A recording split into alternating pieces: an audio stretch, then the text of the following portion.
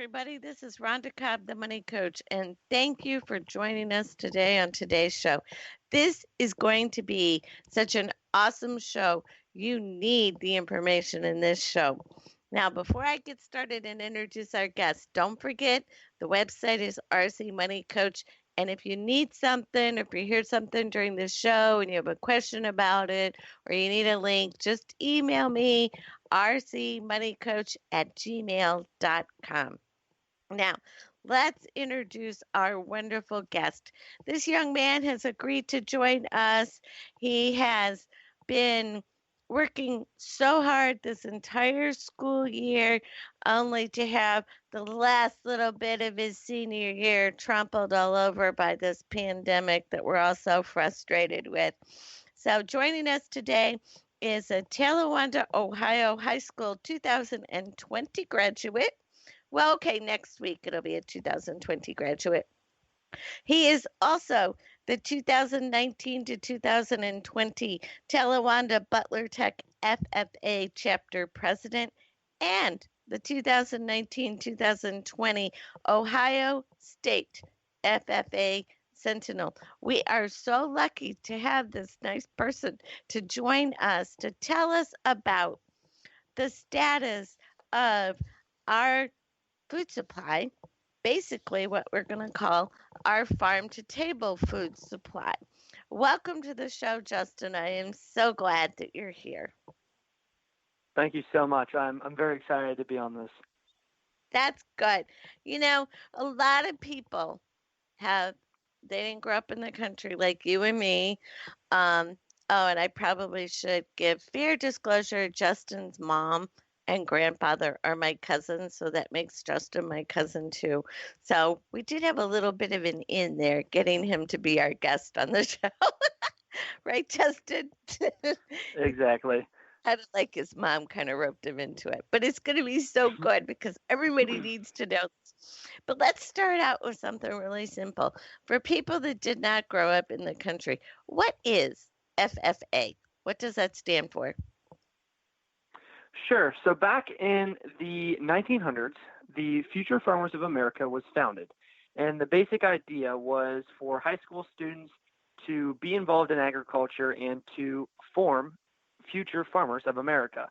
But recently in the 1980s, the National FFA changed the name from the Future Farmers of America to National FFA. And the reason being is FFA encompasses more than just farming in today's world, and it not only prepares the future generation of agriculturalists, but it also prepares anybody who comes to our organization to be ready for the workforce, whether it's teaching them how to speak publicly, how to run a meeting, or just build job interview skills overall. There's so many other things FFA now offers, more than just farming, but we definitely started with agriculture as our roots.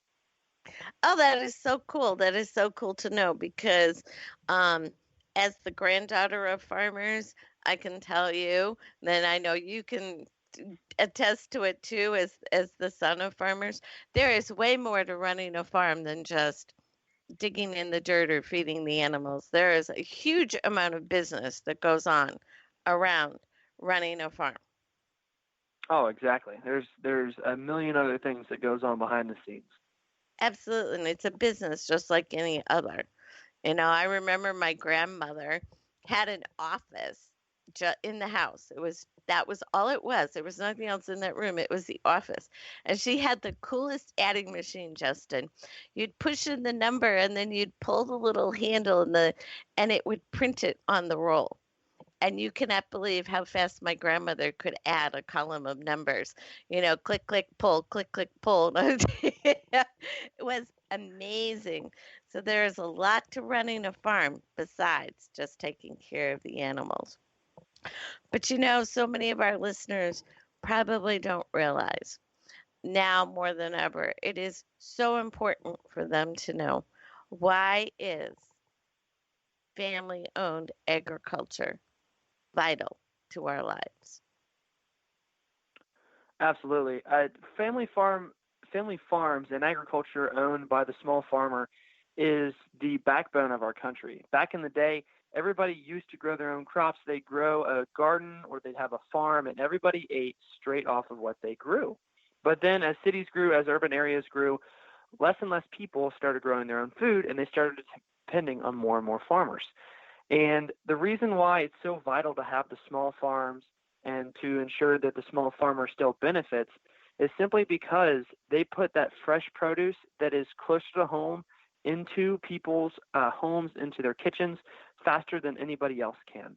And, if you go to the grocery store and you get a stalk of celery, it could have come from California. It could have come from any state and been shipped in. But if you go to a farmer's market, you can ensure that that produce was picked that week, and it's going to be as fresh as possible when it gets to your plate, which makes it absolutely vital to have these small farms so we can still have fresh produce and still have that bountiful and nutritious food that everybody really enjoys. Let's talk about that for a few seconds because, a lot of the food that you buy in the store is sadly lacking in that key word in that sentence, nutrition. But when you utilize a small farm or the farmer's market, how much extra nutrition are you getting? I don't know the exact number, but I can guarantee that the nutrition value in let's just use a pepper for a great example. A pepper that might have come from out of state first had to be on the plant, and then it was picked. At that point, it goes through the process of being washed and prepared. Then it has to go to another shipping truck, which is then shipped to a plant, which packages them and puts them in containers. And then at that point, it's put in another truck and then shipped to your local grocery store, which then has to go on the shelf. And that could be a time of anywhere from 2 weeks to maybe even a month or a month and a half. And at that point, that plant is starting to lose some of its nutritional value. But when a farmer goes out, like a local farm, and they pick that pepper and then they bring it to the local farmer's market, it might only be a day old. And the nutrients and the nutrition is readily available and super fresh compared to the ones that have gone through that long, long process in the grocery store. Absolutely. And I know when I go to the farmer's market here, you know, you'll be looking at stuff and sometimes it still has the morning dew on it. They literally got up at 4 o'clock that morning and went out and picked the produce to take it to the market and it still has dewdrops on it. It's so cool. It is just spectacular. And it makes you want to eat it right there. It's like, Oh, exactly. I can remember back when I was a little kid, I would wake up at 6 in the morning with mom and dad and grandma and grandpa, and we'd all go out to the corn and we'd pick the corn patch that morning and we'd water it down and then bring it down to the farmer's market. And that's the freshest sweet corn that anybody could get their hands on. And everybody always noted, they're like, Justin, this is so fresh. It's so nice. I'm like, well, it was picked this morning. And they're like, oh, you must be crazy to be getting up that early. But in all honesty, we just love doing our jobs. but that's the exact time when it's the best, it's like I don't know what to say. One of your great great uncles and your great grandfather would pick the corn and they would pick it about maybe 4 in the afternoon because this was just for our personal use. And they would soak it and then we would build a fire or charcoal grill and then we would grill it in the husk.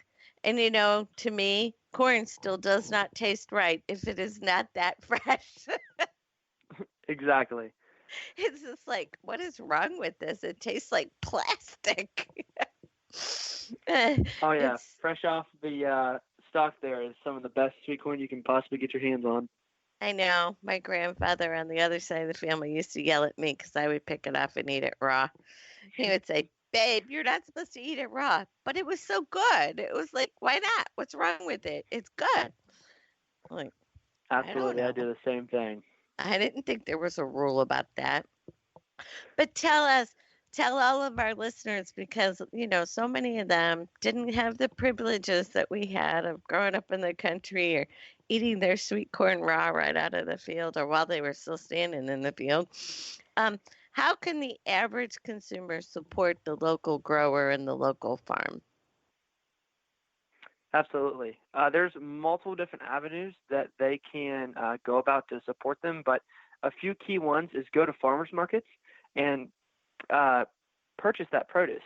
And you might see a tomato that looks a little bit dinged up and not your perfect round, big red tomato, but that tomato is going to taste maybe 2-3 times better because it's super fresh and super readily available straight off the farm.